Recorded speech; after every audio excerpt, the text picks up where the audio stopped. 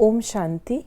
आज 11 अगस्त 2020 है और हम सभी ने बाबा के साकार रूप से चले हुए मधुर महावाक्य अवश्य सुने होंगे। आज की मुरली का और अधिक स्पष्टीकरण देने के लिए हमारे साथ हैं आदरणीय आशा दीदी। ओम शांति दीदी। ओम शांति। बाबा ने कहा, मीठे बच्चे, तुम्हारी एम ऑब्जेक्ट है वंडरफुल रंग बिरंगी दुनिया का मालिक बनना। तो सदा इसी खुशी में हर्षित रहो, मुरझाया हुआ नहीं। सबसे पहली जो बाबा की देन हम बच्चों को है वो है कि बाबा हमको जीवन जीने का पर्पस दे देते हैं। पहले हम लक्ष्य विहीन थे और इतना ही समझते थे कि बस इस सृष्टि पर आए हैं, खाया पिया, अपनी सेटल किया ज़िंदगी को और उसके बाद चले गए। लेकिन नहीं, बाबा कहते हैं इस जीवन में आए तो तुम्हारा लक्ष्य क्या है, लक्ष्य होना चाहिए। और विशेष बात तो ये है कि बाबा लक्ष्य भी हमको उस समय बताता है जब नई दुनिया आने वाली होती, तो हमको प्रिपेयर करता है। तो बाबा कहते हैं नई दुनिया आने वाली है तो तुम बच्चों का लक्ष्य है कि ऐसी रंग बिरंगी वंडरफुल दुनिया जिसको स्वर्ग कहते हैं। रंग बिरंगी क्यों कहते हैं? रंग बिरंगी अर्थात हर देवी देवता खुशहाल है और खुशहाली हर एक को मिलती रहती है। तो बाबा ने कहा इसलिए तुम यहाँ पर ही उस खुशी के अनुभव में रहो, रंग बिरंगे अनुभव में अभी ही रहो, तो तुम्हारे को कभी भी उदास नहीं होना है, सदा हर्षित रहना है, मुस्कुराते रहना है। क्योंकि तुम कहाँ जा रहे हो? ऐसी दुनिया में जा रहे हो। अगर उदास होंगे, रोते हुए होंगे तो वहाँ के तो लायक नहीं बनोगे। इसलिए अपने संस्कार खुश रहने के बनाओ। और बाबा ने इस मुरली में कहा कि हम इसी को मुरली में जो पॉइंट बताया कि जैसे हम वंडर ऑफ वर्ल्ड स्वर्ग के मालिक बन रहे हैं, फिर भूल जाते हैं तो मुरझा पड़ते हैं। ऐसा मुरझा जाते हैं जो भील भी ऐसा मुरझाया हुआ ना हो। हमको बाप पढ़ा रहे हैं और बाबा ने कहा जैसे एकदम मुर्दे बन जाते हैं, वो खुशी नशा नहीं रहता। बाबा ये कह रहे हैं कि इतनी अच्छी पढ़ाई पढ़ाता हूँ। अच्छा, मैं पढ़ाई पढ़ाता हूँ जिसमें माया का भी मैं वर्णन करता हूँ, माया का भी ज्ञान देता हूँ। ऐसे तो नहीं माया का ज्ञान नहीं देता। लेकिन अगर माया का वार होता है तो तुम डरते और घबराते क्यों हो, मुरझाते क्यों हो? जो ज्ञान दिया है उसको यूज करो तो उसके ऊपर विजय प्राप्त कर लेंगे। बाबा ने जो कहा भील की तरह, वो बाबा मधुबन में आते हैं ना, तो बाबा कहते हैं एकदम जिनके दीन अधीन, जिनका कुछ भी ऐसा नहीं है, वहाँ के लोकल रहवासी आज तो बहुत अच्छे हो गए वो, लेकिन एक वक्त था जो बहुत, तो बाबा इसलिए उसका मिसाल दे रहे हैं। आज का प्रश्न है मुरली में कि तकदीरवान बच्चों को कौन सा उमंग सदा बना रहेगा? हमें बेहद का बाप नई दुनिया का प्रिंस प्रिंसेस बनाने के लिए पढ़ा रहे हैं। तुम इसी उमंग से सबको समझा सकते हो कि इस लड़ाई में स्वर्ग समाया हुआ है। इस लड़ाई के बाद स्वर्ग के द्वार खुलने हैं। इसी खुशी में रहना है और खुशी खुशी से दूसरों को भी समझाना है। ये पूरा ज्ञान की बात है। जब हमको ये ज्ञान है कि इसके बाद स्वर्ग के द्वार खुलने हैं, अभी हलचल होगी लेकिन उसके बाद स्वर्ग आना है, तो मुरझाने की बात नहीं है, उसकी तैयारी करनी है। जो वो युग आने वाला है उसकी तैयारी करो। बाकी बाबा कहते हैं कि ज्ञान के आधार से अपने आप को इतना सशक्त बनाएं हम, जो कि हम उस स्वर्ग के द्वार खोलने के निमित्त बन जाएं। सिर्फ खुले हम प्रवेश करें क्यों? हम क्यों ना इंस्ट्रूमेंट बने, निमित्त बने उन स्वर्ग के द्वार को खोलने के। बाबा ने कहा, अभी तुम ज्ञान सागर से डायरेक्ट सुनते हो, तो फिर और कुछ भी सुनने की दरकार ही नहीं। सही बात है ना। ज्ञान सागर से जब all knowledgeful authority of knowledge जब वो स्वयं सुना रहा है, तो जैसे कोई सागर के करीब जाए तो फिर उसको छोटे छोटे टुपके में जाने की ज़रूरत नहीं पड़ती है। ऐसे ही ज्ञान सागर से जब हम सुनते हैं तो फिर और से सुनने की इच्छाएं, प्रयोजन ही नहीं रहता। बाबा ने कहा कि अनेक बार मुरली भी चली हुई है, बच्चों को विचार सागर मंथन करना है तभी पॉइंट्स निकलेंगी। भाषण करना है तो सवेरे उठकर लिखना चाहिए, फिर पढ़ना चाहिए, भूली हुई पॉइंट्स फिर ऐड करनी चाहिए। ये बाबा हम बच्चों को भाषण कैसे प्रिपेयर करें वो बता रहे हैं कि लिखो लिखो, बाबा की मुरली से लिखो। बाबा ने कहा ना मुरली से, तो मुरली से ही हमको भाषण अपना तैयार करना है।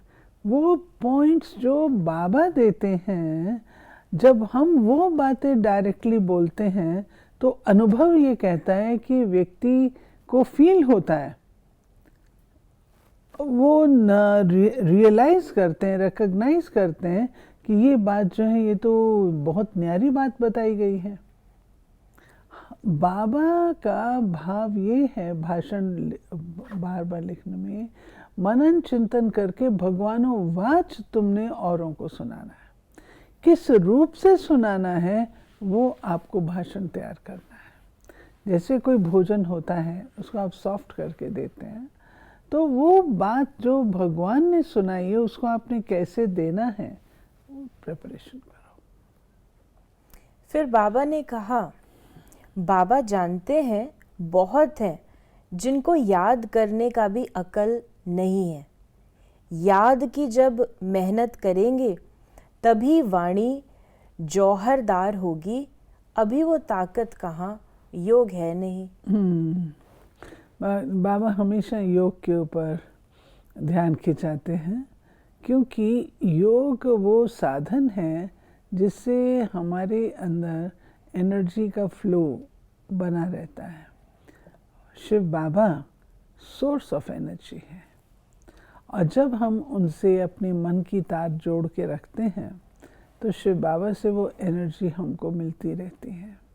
तो बाबा कहते हैं इसलिए वो शक्ति जो है तुम्हारी उसमें बोलचाल में वो शक्ति आएगी। बाबा हरि की चलन से समझ जाते हैं, मनसा वाचा कर्मणा कैसे चलते हैं, कर्म कैसे करते हैं, उससे पता पड़ जाता है। बच्चों की चलन तो बड़ी फर्स्ट क्लास होनी चाहिए। बाबा को कोई किसी के पीछे कोई व्यक्ति लगाए, ये क्या कर रहा है, ये क्या कर रहा है, नहीं। बाबा एंड रिजल्ट्स हैं। बाबा के सामने हम जाते हैं तो बाबा देख करके हमको पहचान लेता है ये कौन सी आत्मा है, क्या करती है, क्या करती होगी। वो तो बाबा है, भगवान है। उसको बैठ करके एक एक चीज़ व्यक्ति का पता करना ये उसको नहीं चाहिए, नेचुरली होता है। तो बाबा कहते हैं कि मैं हर एक की नब्ज़ को जानता हूँ, हर एक की उसको जानता हूँ, पुरुषार्थ को जानता हूँ, कौन क्या पुरुषार्थ करते हैं। आपका चाल चलन सब कुछ प्रदर्शित कर देता है। फिर बाबा ने कहा, किसको भी तुम राखी बांध सकते हो, यूरोपियन को भी बांध सकते हो, कोई भी हो उनको कहना भगवानुवाच, ज़रूर कोई तन से कहेंगे ना, देह के सब धर्म छोड़ अपने को आत्मा समझो। बाबा ने ये बात कही जो राखी की, ये राखी का त्यौहार हम लोगों ने बहुत हद के रूप से मनाना शुरू कर दिया कि बहन भाई को राखी बांधे। लेकिन बाबा तो बाबा है, शिव बाबा हम बच्चों को राखी का बेहद का अर्थ सुनाते हैं। क्या सुनाया? तुम आत्मा हो और जिसको तुम राखी बांधते हो वो भी आत्मा है। आत्मिक भाव, universal brotherhood of man under the fatherhood of God. तो बाबा ने कहा चाहे यूरोपियंस हैं चाहे कोई भी हैं, उनको ये अर्थ बता करके आप उन्हें राखी बांध सकते हो। बाबा की ये बात कब की कही हुई, हम देख रहे हैं कि 74 ऑनवर्ड्स ये सब बातें साकार होनी शुरू हो गई। चाहे वो अफ्रीका था, चाहे वो अमेरिका था, चाहे वो यूके था, यूरोप था, कोई भी स्थान, सब जगह राखी का त्योहार स्पिरिचुअल सिग्निफिकेंस के साथ बहुत धूमधाम से बहनें मनाती हैं। और आज हर कोई जिसको राखी नहीं मिलती, राखी नहीं बांध पाता, वो कहता है कि ये मेरी राखी रह गई है, मेरे को राखी बांधनी है।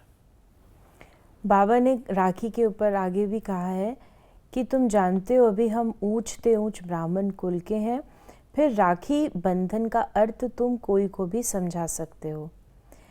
तुम्हारा धंधा ही ये है, बोलो बाप के साथ प्रतिज्ञा करो, बाप कहते हैं मामेकम याद करो तो पवित्र बन जाएंगे। मस्जिद में भी जाकर तुम उनको समझा सकते हो। हम राखी बांधने के लिए आए हैं, ये बात तुमको भी समझने का हक है। राखी का त्योहार बहुत प्रसिद्ध हो गया है भारत देश में। अपना ईश्वरीय विश्वविद्यालय ऐसा है जो इसको बहुत धूमधाम से मनाता है। और आज ऑनलाइन तो भी बहनों ने राखियाँ उन सबको भेजी हैं कोरियर से, जिनके साथ संबंध या जिनको नया परिचय भी देना है। तो बाबा कहते राखी के अवसर पर आप कहीं पर भी सेवा कर सकते हो। ये राखी किस बात की निशानी है, और वो राखी जो है आप उनको बांधो। बाबा ने कहा बेशक कोई मुस्लिम कम्युनिटी है तो भी क्या हुआ, ये तो भाई बहन का नाता है, ईश्वरीय नाता है, रूहानी नाता है। पिता आकर के हम आत्माओं को ये बंधन बांधते हैं, उस भाव से राखी किसी को भी बांधी जा सकती है। बाबा ने फिर ये भी बताया बच्चे जन्माष्टमी पर भी बहुत सर्विस कर सकते हैं। कृष्ण का जन्म कब हुआ ये भी किसको पता नहीं है। और फिर बाबा ने कहा बैज में भी कृष्ण का चित्र है, इस पर भी तुम समझा सकते हो। कोई से भी पूछो इन्हों को काला क्यों दिखाया है, बता नहीं सकेंगे। इस प्रकार से जो शास्त्रों की बातें हैं वो भी बाबा ने कहा कि आप इस पे सेवा कर सकते हो। फिर क्योंकि श्याम सुंदर है ना, एक तरफ काला क्यों दिखाया, एक तरफ तो श्री कृष्ण जी को इतना ब्यूटीफुल आकर्षक दिखाते हैं। अगर आज श्री कृष्ण इस धरती पर आ जाए तो लोग सारे विश्व भर से दौड़ करके आ जाएंगे, इतना आकर्षक। दूसरी तरफ उसको काला दिखाते हैं। अब काला क्यों बना दिया इतने अच्छे श्री कृष्ण को? तो बाबा कहते हैं श्याम सुंदर का अर्थ ये तुम बच्चे समझा सकते हो। बाबा ने कहा तुम भारतवासी ही परस्तानी थे, अब कब्रिस्तानी बने हैं। फिर ज्ञान चिता पर बैठ दैवी गुण धारण कर परस्तानी बनते हैं। सर्विस तो बच्चों को करनी है, सबको पैगाम देना है, इसमें बड़ी समझ चाहिए और इतना नशा चाहिए। हमको भगवान पढ़ाते हैं, भगवान के साथ रहते हैं। इस प्रकार से बाबा ने हमको बातें बताई कि और फिर राखी के बंधन की कैसे हम सेवा करें ये भी बताई कि ये लड़ाई स्वर्ग का द्वार खोलती है। अब पतित से पावन बनना है, बाप को याद करना है, ये पैगाम सबको दो। राखी के बाद आती है जन्माष्टमी। जब पवित्रता की धारणा होती है उसके बाद फिर श्री कृष्ण का जन्म होता है। तो बाबा ने कहा जन्माष्टमी भी स्पष्ट करो। और आज का वरदान है पुरानी देह और दुनिया को भूलने वाले बाप दादा के दिल तख्त नशीन भव। पुरानी देह और दुनिया को भूलने वाले बाप दादा के दिल तख्त नशीन भव। संगम युगी श्रेष्ठ आत्माओं का स्थान है ही बाप दादा का दिल तख्त। ऐसा तख्त सारे कल्प में नहीं मिल सकता। विश्व के राज्य का व स्टेट के राज्य का तख्त तो मिलता रहेगा, लेकिन ये तख्त नहीं मिलेगा। ये इतना विशाल तख्त है जो चलो फिरो खाओ सो, लेकिन सदा तख्त नशीन रह सकते हो। जो बच्चे सदा बाप दादा के दिल तख्त नशीन रहते हैं, वे इस पुरानी देह व देह की दुनिया से विस्मृत रहते हैं, इसे देखते हुए भी नहीं देखते। बाबा ने जो बात इसमें कही, मूल बात है कि हमें बाबा के दिल तख्त नशीन बनना है। बाबा का दिल इतना विशाल है जो सब आत्माओं को उसमें धारण कर सकता है। बाबा कहते उसमें तुम खेलो खाओ घूमो फिरो कुछ भी। तो बाबा के दिल को जीतना, ये हम ब्राह्मण बच्चों का पुरुषार्थ चाहिए। बाबा के दिल तख्त कैसे हो जाएंगे? कॉमन तख्त तो है नहीं। और ऐसा मानना है कि जब तक आप बाबा के दिल को नहीं जीतते हैं, वो तख्त नहीं लेते हैं, तब तक दूसरा तख्त भी नहीं मिल सकता। तो बाप के प्रिय बनना, दिल तख्त अर्थात जिसको बाबा अपने दिल में रखे, तो बाप के प्रिय बनना वो कैसे होगा? बाप के प्रिय हम तब बन सकते हैं जब बाबा की सारी श्रीमत को हम फॉलो करते हैं। बाबा के बाबा को नाम की भी इच्छा नहीं है, लेकिन हम बाबा को प्रत्यक्ष तो करें। लोगों को, अपने भाइयों को जो गुमराह हैं, उनको हम उस पिता का परिचय तो दें। ऐसे बच्चों को बाबा अपने दिल तख्त पे रखता है, जो अपनी परिवार की आन और शान को बना के रखने वाले बच्चे हैं। तो बाबा के दिल तख्त को जीतेंगे तो अपने साथियों के दिल तख्त को भी जीत सकते हैं, और जो आम आत्माएं हैं उनके भी हम दिल तख्त को जीत सकते हैं। सर्व के प्रिय बनना, यह सार। और वरदान है, हद के नाम मान शान के पीछे दौड़ लगाना, अर्थात परछाई के पीछे पड़ना। हद के नाम मान शान के पीछे दौड़ लगाना, अर्थात परछाई के पीछे पड़ना। आपने देखा होगा जब हम परछाई पड़ती है, जितना आप परछाई के पीछे दौड़ेंगे उसको पकड़ने की, वो और आगे जाती जाएगी। लेकिन आप उसे मोड़ दीजिए, आप मुड़ जाइए तो आप उसके पीछे पीछे आएगी। ये बाबा कहता है कि हद का नाम मान शान, उसके पीछे क्या जाना, वो अपने आप आएगा। आप अपने स्वमान में रहो, अपने कर्तव्य में रहो, अपने स्वधर्म को करो, जो आपको करना है वो आप अपना पार्ट प्ले करते रहो, ये सब पीछे आती है। सफलता will follow like a shadow. तो ये थे बाबा के आज के मधुर महावाक्यों का और अधिक स्पष्टीकरण। यदि आपके मन में कोई सवाल है तो आप अपने प्रश्नों को हमें व्हाट्सएप कर सकते हैं 8826599309 पर, और आपके प्रश्नों का उत्तर हम प्रश्नोत्तरी कार्यक्रम में देने का प्रयास करेंगे। ओम शांति।